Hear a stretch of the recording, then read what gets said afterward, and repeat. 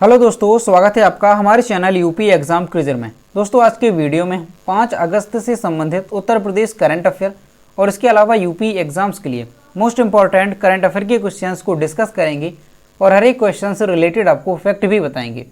और वीडियो के अंत में हम आपसे एक क्वेश्चन भी पूछेंगे जिसका जवाब आपको कमेंट बॉक्स में देना है। और अगर आपको इसकी PDF डाउनलोड करनी है तो आप हमारे टेलीग्राम ग्रुप से इसकी PDF डाउनलोड कर सकते हैं। टेलीग्राम ग्रुप की लिंक आपको वीडियो के डिस्क्रिप्शन में मिल जाएगी। तो चलिए शुरू करते हैं। आज का सेशन शुरू करने से पहले हम कल के क्वेश्चंस का रिवीजन करेंगे। पहला क्वेश्चन है, हाल ही में किस विश्वविद्यालय के शोधकर्ताओं ने मिलकर कमरे के तापमान पर पोटैटो स्टार्च आधारित इलेक्ट्रोलाइट के माध्यम से ऑक्सीजन और हाइड्रोजन बनाने में सफलता हासिल की? इसका जो करेक्ट आंसर है वो है ऑप्शन नंबर सी, ए और बी दोनों, यानी काशी हिंदू विश्वविद्यालय और दीनदयाल उपाध्याय विश्वविद्यालय के शोधकर्ताओं ने मिलकर ये सफलता हासिल की है। अगला क्वेश्चन है, हाल ही में किस महीने तक जल जीवन मिशन के तहत बुंदेलखंड के हर घर तक जल पहुंचाने का लक्ष्य रखा गया? इसका जो करेक्ट आंसर है वो है ऑप्शन नंबर ए, दिसंबर 2021। अगला क्वेश्चन है, और दोस्तों उत्तर प्रदेश करंट अफेयर के लास्ट 6 मंथ की जो PDF हमने तैयार की है उसे आप इस वीडियो के डिस्क्रिप्शन में जो लिंक दी गई है वहां से डाउनलोड कर सकते हैं। और ये जो PDF है इसमें उत्तर प्रदेश करंट अफेयर के जनवरी से लेकर के जून 2021 के सभी इंपॉर्टेंट क्वेश्चंस को विस्तार पूर्वक बताया गया है। और दोस्तों इसके साथ ही अगर आपको जुलाई मंथ की उत्तर प्रदेश करंट अफेयर की PDF डाउनलोड करनी है तो उसकी लिंक भी आपको इस वीडियो के डिस्क्रिप्शन में मिल जाएगी। और दोस्तों PDF डाउनलोड करने में अगर कोई भी प्रॉब्लम आपको होती है तो साइड पर आपको WhatsApp नंबर और ईमेल मिल जाएगी जिस पर आप कांटेक्ट कर सकते हैं। अगला क्वेश्चन है, हाल ही में लेखा महानियंत्रक यानी CGA का पदभार किसने संभाला? इसका जो करेक्ट आंसर है वो है ऑप्शन नंबर सी, दीपक दास। अगला क्वेश्चन है, लॉन्च पुस्तक इन एन आइडियल वर्ल्ड के लेखक कौन है? इसका जो करेक्ट आंसर है वो है option number B, Kunal Basu. अगला क्वेश्चन है, किसने Hungarian Grand Prix 2021 formula 1 race जीती? इसका जो करेक्ट आंसर है वो है option number C, Esteban Ocon. अगला क्वेश्चन है, किस देश के गेंदबाज इसरू उडाना ने संन्यास लेने की घोषणा की? इसका जो करेक्ट आंसर है वो है ऑप्शन नंबर डी, श्रीलंका। अगला क्वेश्चन है, हाल ही में किस देश ने 3 से 17 वर्ष की आयु के बच्चों के लिए कोविड-19 टीके लॉन्च किए? इसका जो करेक्ट आंसर है वो है ऑप्शन नंबर ए, UAE। अगला क्वेश्चन है, प्रधानमंत्री नरेंद्र मोदी ने हाल ही में किस डिजिटल पेमेंट मोड को लॉन्च किया है? इसका जो करेक्ट आंसर है वो है ऑप्शन नंबर ए, ई-रूपी। अगला क्वेश्चन है, हाल ही में किस मशहूर फिल्म समीक्षक का 74 वर्ष की उम्र में स्वास्थ्य संबंधी परेशानियों के चलते निधन हो गया है? इसका जो करेक्ट आंसर है वो है ऑप्शन नंबर डी, राशिद ईरानी। अब दोस्तों शुरू करते हैं आज का सेशन। आज का पहला क्वेश्चन है, केंद्रीय गृह मंत्री अमित शाह ने किस शहर में Uttar Pradesh institute of forensic sciences की आधारशिला रखी? तो ये रखी है लखनऊ में, यानी ऑप्शन नंबर ए इसका करेक्ट होगा। केंद्रीय गृह मंत्री अमित शाह ने उत्तर प्रदेश में कई विकास परियोजनाओं का शुभारंभ किया। उन्होंने विंध्याचल कॉरिडोर परियोजना की आधारशिला रखी और मिर्जापुर में रोपवे का उद्घाटन किया। गृह मंत्री ने लखनऊ में Uttar Pradesh institute of forensic sciences की आधारशिला भी रखी। UPIFS यानी Uttar Pradesh institute of forensic sciences राज्य में कानून व्यवस्था की स्थिति बनाए रखने के लिए सहायता प्रदान करने में मदद करेगा। तो दोस्तों आपको ध्यान रखना है कि Uttar Pradesh institute of forensic sciences की आधारशिला किसने रखी है? तो केंद्रीय गृह मंत्री अमित शाह ने इसकी आधारशिला रखी है। और इसके साथ ही गृह मंत्री अमित शाह ने उत्तर प्रदेश में कई विकास परियोजनाओं का शुभारंभ किया है, जिसमें से जो विंध्याचल कॉरिडोर है इसकी भी आधारशिला रखी गई और मिर्जापुर में रोपवे का उद्घाटन भी केंद्रीय गृह मंत्री ने किया है। अगला क्वेश्चन है, खाद्यान्न की खरीद 2020-21 में अब तक की सर्वाधिक है। चालू खरीफ विपणन ऋतु के दौरान देश में कितने लाख टन से अधिक चावल की खरीद की गई है? इसका जो करेक्ट आंसर है वो है option number C, 869 lakh ton. खाद्यान्न की खरीद 2020-21 में अब तक की सर्वाधिक है। देश ने चालू खरीफ विपणन ऋतु के दौरान 869 लाख टन से अधिक चावल और रबी विपणन ऋतु 2021-22 के दौरान 433 लाख टन से अधिक गेहूं की खरीद की है, जो अब तक की सर्वाधिक खरीद है। पंजाब, बिहार, केरल, उड़ीसा और उत्तर प्रदेश आदि ने इसी अवधि में धान की अब तक की सर्वाधिक खरीद दर्ज की है। तो दोस्तों आपको ध्यान रखना है कि खाद्यान्न की खरीद 2020-21 में जो है अब तक की सर्वाधिक ये खरीद है। इस दौरान देश में जो चावल की खरीद है वो 869 लाख टन से अधिक है और गेहूं की खरीद कितनी है तो 433 लाख टन से अधिक की गेहूं की खरीद की गई है। और धान की खेती में अगर देखा जाए तो सर्वाधिक खरीद दर्ज करने वाले राज्य कौन कौन से रहे तो पंजाब है, बिहार, केरल, उड़ीसा और उत्तर प्रदेश। अगला क्वेश्चन है, हाल ही में किस राज्य में इंटरनेशनल स्किल यूनिवर्सिटी बनाने का प्रस्ताव रखा गया? तो ये रखा गया है उत्तर प्रदेश में, यानी ऑप्शन नंबर बी इसका करेक्ट होगा। उत्तर प्रदेश में प्रस्तावित जेवर airport, film city, electronic city व लॉजिस्टिक सिटी में बड़े पैमाने पर रोजगार मिलने की संभावनाओं के मद्देनजर इंटरनेशनल स्किल यूनिवर्सिटी बनाने की पहल की जा रही है। इस संबंध में प्रदेश के व्यावसायिक शिक्षा व कौशल विकास मंत्री कपिल देव अग्रवाल ने शुक्रवार को केंद्रीय मंत्री धर्मेंद्र प्रधान से नई दिल्ली में मुलाकात की। दोनों नेताओं के बीच युवाओं को कौशल विकास व रोजगार के अधिक अवसर उपलब्ध कराए जाने पर सहमति भी बनी है। तो दोस्तों आपको ध्यान रखना है कि उत्तर प्रदेश में इंटरनेशनल स्किल यूनिवर्सिटी बनाने की पहल जो है वो की जा रही है। तो ये है मैप में उत्तर प्रदेश। उत्तर प्रदेश की कैपिटल है लखनऊ। उत्तर प्रदेश के चीफ मिनिस्टर हैं योगी आदित्यनाथ और उत्तर प्रदेश की गवर्नर हैं आनंदीबेन पटेल। और उत्तर प्रदेश में लोकसभा सीटों की संख्या कितनी है तो ध्यान रखना है 80 और राज्यसभा सीटों की संख्या है 31। और उत्तर प्रदेश में जो जनसंख्या की दृष्टि से अगर देखा जाए तो ये भारत में पहले स्थान पर आता है फर्स्ट रैंकिंग में। किस क्षेत्र में तो पॉपुलेशन में। और अगर एरिया वाइज देखा जाए तो उत्तर प्रदेश 4th रैंक पर आता है, यानी चौथे स्थान पर ये क्षेत्रफल की दृष्टि से आता है, ये भी आपको ध्यान रखना है। और उत्तर प्रदेश का जो राजकीय पशु है वो कौन सा है तो बारहसिंगा, राजकीय पक्षी है सारस या क्रॉन्च, राजकीय पुष्प है पलाश। और उत्तर प्रदेश की जो प्रमुख जनजातियां हैं वो कौन कौन सी हैं तो बुक्सा है, थारू है, राजी और जौनसारी, ये उत्तर प्रदेश की प्रमुख जनजातियां हैं।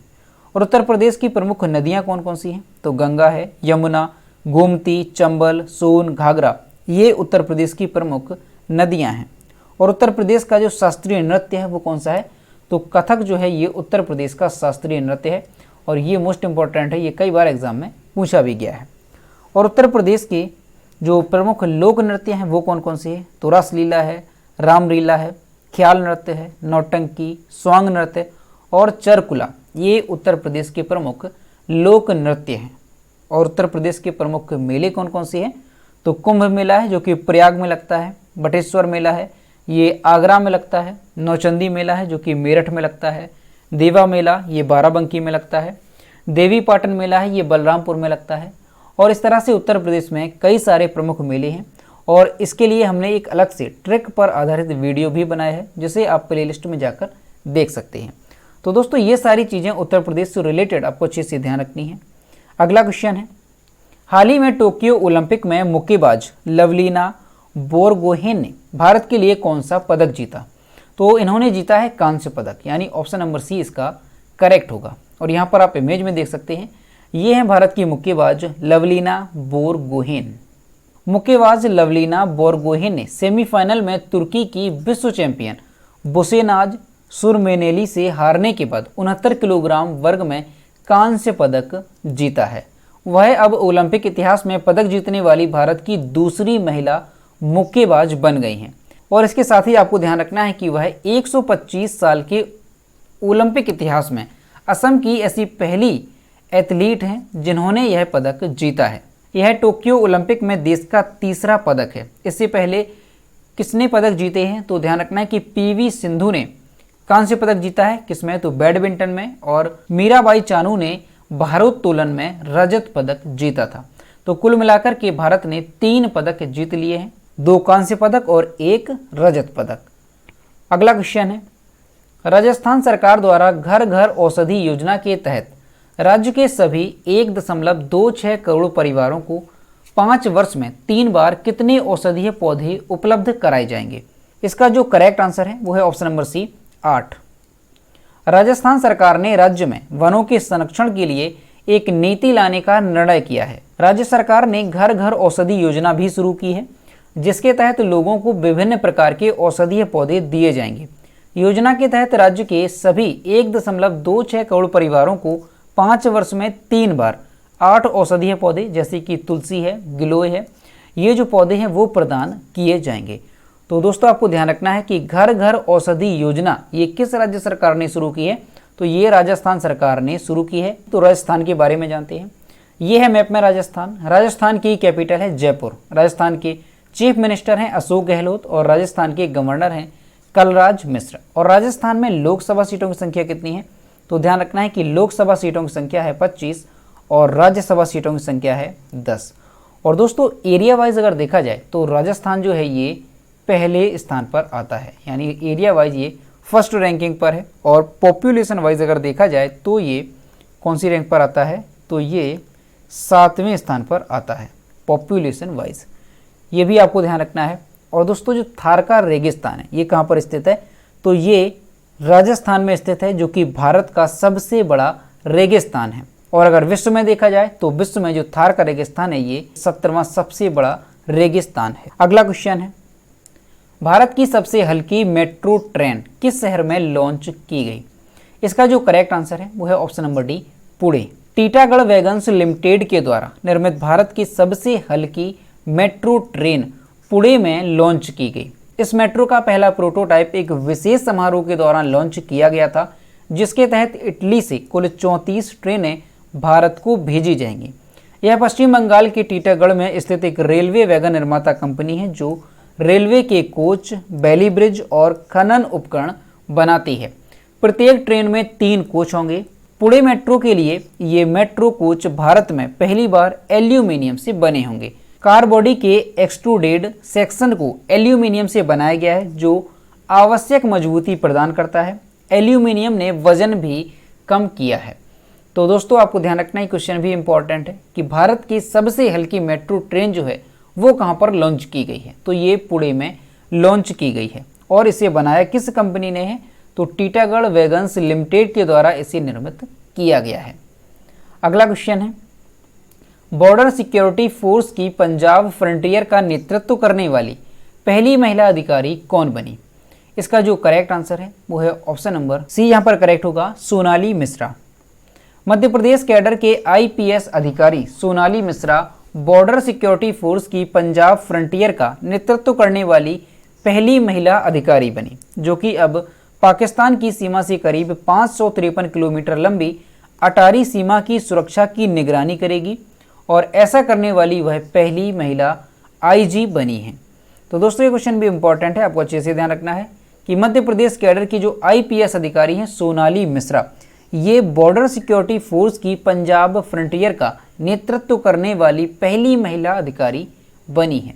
अब दोस्तों बीएसएफ की अगर बात करें तो बीएसएफ का मुख्यालय कहाँ पर है, तो नई दिल्ली में बीएसएफ का मुख्यालय है। और बीएसएफ की स्थापना कब की गई थी, तो वर्ष 1965 में बीएसएफ की स्थापना की गई थी। अगला क्वेश्चन है, कोविड-19 के खिलाफ 100% टीकाकरण करने वाला पहला शहर कौन सा बना? इसका जो करेक्ट आंसर है वो है option number C, Bhubaneswar. Orissa राज्य का भुवनेश्वर शहर कोविड-19 के खिलाफ 100% टीकाकरण करने वाला पहला शहर बना। भुवनेश्वर नगर निगम में कुल 55 केंद्रों की मदद से बड़े स्तर पर भुवनेश्वर नगर निगम के साथ मिलकर बड़े स्तर पर कोविड के खिलाफ टीकाकरण अभियान शुरू किया गया था। भुवनेश्वर बीएमसी ने इसके अंतर्गत 31,000 स्वास्थ्यकर्मी के 33,000 फ्रंट लाइन वर्कर और 9 लाख से अधिक लोगों को टीकाकरण करके नया कीर्तिमान स्थापित किया है। तो दोस्तों आपको अच्छे से ध्यान रखना है कि उड़ीसा का भुवनेश्वर शहर 100% टीकाकरण करने वाला भारत का पहला शहर बन गया है।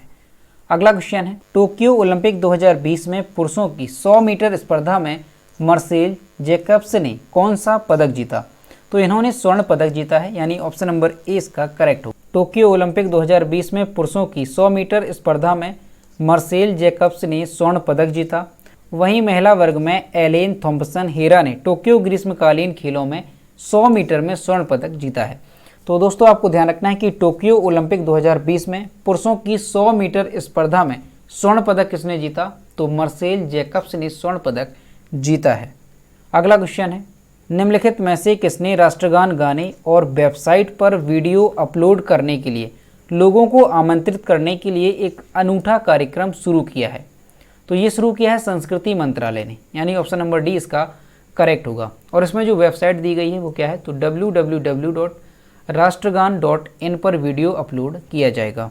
केंद्रीय संस्कृति मंत्रालय ने लोगों को राष्ट्रगान गाने और वेबसाइट पर वीडियो अपलोड करने के लिए आमंत्रित करने के लिए एक अनूठा कार्यक्रम शुरू किया है। राष्ट्रगान का संकलन अगस्त 2021 में लाइव दिखाया जाएगा।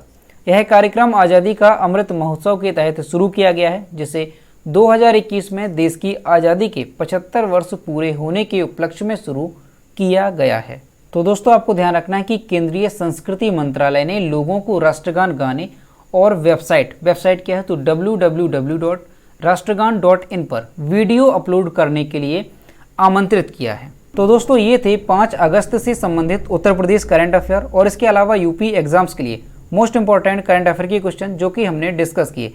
अब हम देखते हैं कल के वीडियो का क्वेश्चन जो हमने आपसे पूछा था। तो ये है कल के वीडियो का क्वेश्चन जो हमने आपसे पूछा था। हाल ही में भारत की स्टार बैडमिंटन खिलाड़ी पीवी सिंधु ने टोक्यो ओलंपिक में कौन सा पदक जीत लिया है? इसका जो करेक्ट आंसर था वो ऑप्शन नंबर बी था, कांस्य पदक। और लगभग सभी स्टूडेंट्स ने इसके सही जवाब किए। और मैं आपसे हर रोज़ कहता हूँ कि जो भी क्वेश्चन आपसे पूछा जाए तो सभी लोग उसका आंसर जरूर किया करो। तो ये है आज का क्वेश्चन, हाल ही में यूपी के किस जिले का नाम चंद्रनगर करने की तैयारी चल रही है? तो इसका जो भी करेक्ट आंसर है वो आपको कमेंट बॉक्स में बताना है। तो दोस्तों अगर आपको आज का वीडियो पसंद आया हो तो वीडियो को लाइक करें, शेयर करें और अगर चैनल पर नए हैं तो चैनल को सब्सक्राइब करना ना भूलें। साथ ही बेल आइकन को भी प्रेस करें ताकि टाइम टू टाइम नोटिफिकेशन आप तक पहुंचता रहे। तो मिलते हैं नेक्स्ट वीडियो में। Thank you.